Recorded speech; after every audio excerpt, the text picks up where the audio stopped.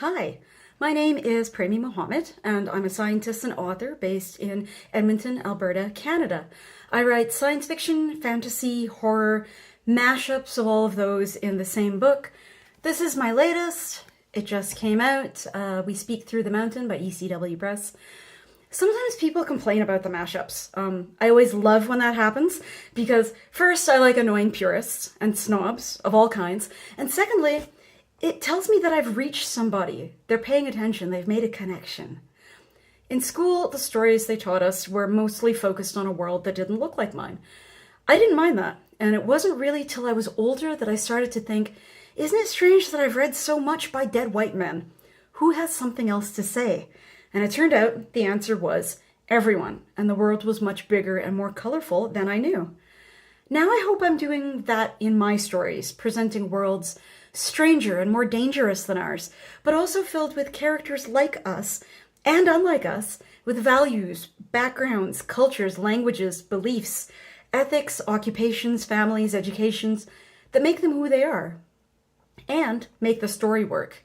I don't really like the term diverse or diversity. It suggests to me an othering, a pointing out of difference, a saying there is a norm and then there is a diversion from the norm. The norm, I guess, is the rich, dead, white writer, and diversity is everything else. And to me, that's a really insulting oversimplification of an entire planet's worth of people. What I really don't want is to write the same book again and again. Even though, I look at the bestseller lists and I see that's exactly what the big name authors are doing. This is the new book, book 12 in the series, except the new book is the same book with slight changes for like 10 years, 20 years. I want all of my books to be completely different because I get bored. But also because this is my place to play. And I hope what makes them similar to each other, despite their differences, is that people can tell that I'm playing. If I have an author brand, I hope it's author who doesn't take herself too seriously, or believes that this will last forever. I will say, one thing that keeps happening is that no matter what I write, it finds itself on a horror list sooner or later. I guess if we take the judgment of others as our criteria, then I am certainly a horror writer, but I don't consume much of it because I get scared too easily.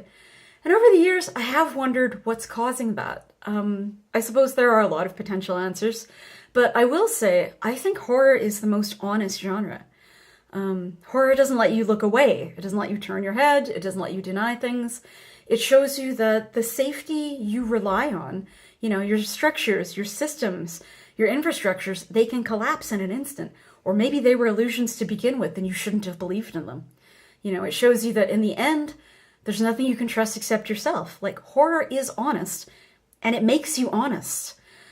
It makes you look at yourself and say, what am I made of, really? If I had to survive, what would I do?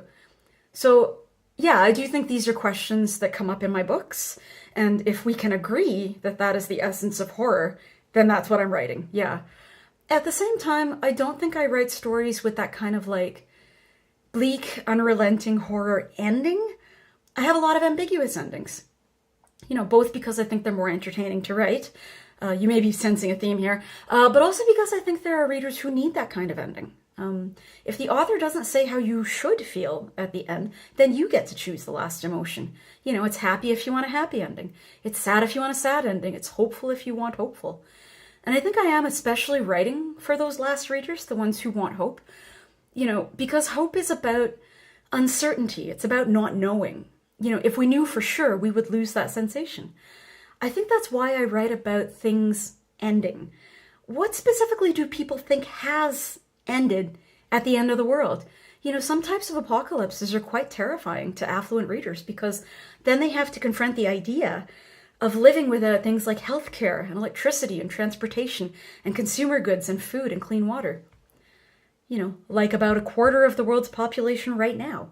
Like my ancestors living in India, in the slums. Like people living in Gaza or Sudan or other places involved in conflict. What I want to ask readers really in my work is, what does collapse mean to you? It doesn't matter what it means to me. Is it the collapse of your nice urban life?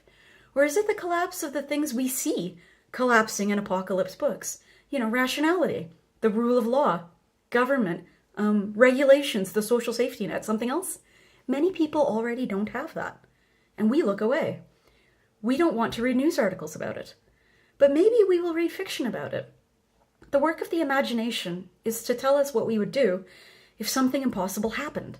So that is why I continue to write it. Everything is made up, and everything is true. And stories are how we teach ourselves what is important about both lies and truth. Thank you.